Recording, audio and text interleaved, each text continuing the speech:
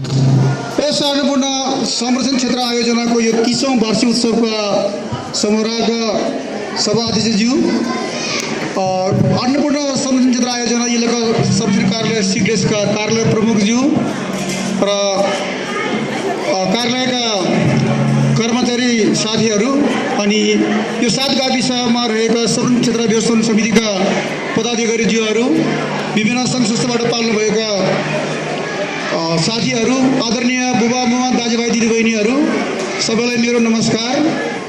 र प्रथमतः यहाँहरूले मलाई यो आयोजक कमिटीले प्रमुख अतिथिमा मलाई आमन्त्रण गर्नुभयो र यहाँलाई धेरै धेरै धन्यवाद दिन चाहन्छु।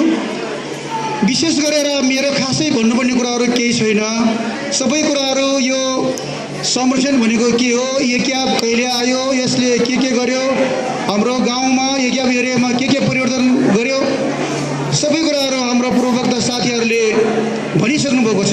त्यसैले म धेरै कुराहरू राख्न चाहन्न र म एउटा ग्रासरुटमा काम गर्ने मान्छे भएको हुनाले मैले धेरै भाषण पनि मलाई उति साह्रो गर्न मन लाग्दैन। तैपनि प्रमुख अतिथि भनेर बोलाइसकेपछि मैले 2-4वटा कुरो त राख्नै पर्ने जस्तो मलाई लाग्दछ।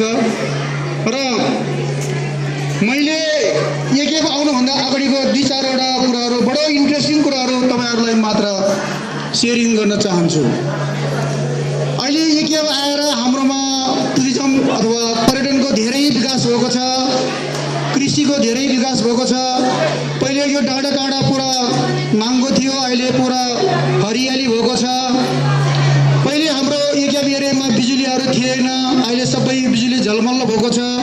र हाम्रो गाउँहरूमा पहिले तपाईँको संरक्षण भन्ने कुरा र दिगो विकासको बारेमा मान्छेहरूलाई थाहा थिएन।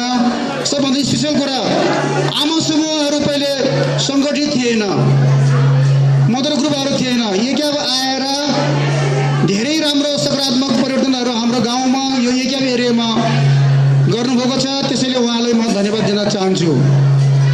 म तपाईँहरूलाई, मलाई लेखनमा धेरै इन्ट्रेस्टिङ छ, म धेरै लेख्ने कामहरू गर्छु।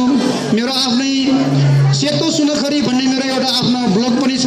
मैले बेला बेलामा समाजमा घटेका घटनाहरू, कथाहरू लेख्ने पनि गर्दछु। मैले मेरो ब्लगमा एउटा सानो कथा लेखेको छु। आमाहरूले र विशेष गरेर युवा साथीहरूले यसलाई सुनिदिनु न म अनुरोध गर्दछु। आजभन्दा 27 वर्ष अगाडि ताङतिङमा चर्पी थिएन। त्यो बेला म भर्खरै मात्रामा ब्याचलर डिग्री सिद्ध्याएर गाउँमा आएको थिएँ र एक्याप घान्द्रु हुँदै सिक्लेस हुँदै ताङतिङमा पनि त्यो समिति गठन भएको थियो। त्यसमा म पनि कन्जर्भेसन एरिया प्रोजेक्टको मेम्बर थिएँ र हाम्रो त्यो बेलामा अध्यक्ष बालसिंह काका, स्वर्गीय बालसिंह काका हुनुहुन्थ्यो र हार्का सर पनि सदस्य हुनुहुन्थ्यो।